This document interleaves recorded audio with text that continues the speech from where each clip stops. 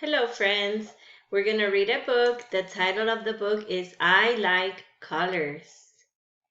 It's written by Kim Mitzo Thompson. She was the author. Illustrated by Ivy Dad. He made the illustrations. This is the title again. I Like Colors. A red apple, a red nose, a red bird, a red rose. I like red. Yes, I do. Do you like red too? A blue ball, a blue fish, a blue truck, a blue dish. I like blue. Yes, I do. Do you like blue too? A yellow duck, a yellow spoon, a yellow cup, a yellow balloon. I like yellow. Yes, I do. Do you like yellow too?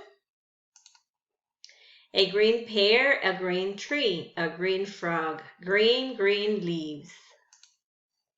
I like green. Yes, I do. Do you like green too? An orange pumpkin, an orange kitten, an orange shirt, an orange mitten. This is the mittens. I like orange. Yes, I do. Do you like orange too? A purple pail, a purple bike, a purple book, a purple kite.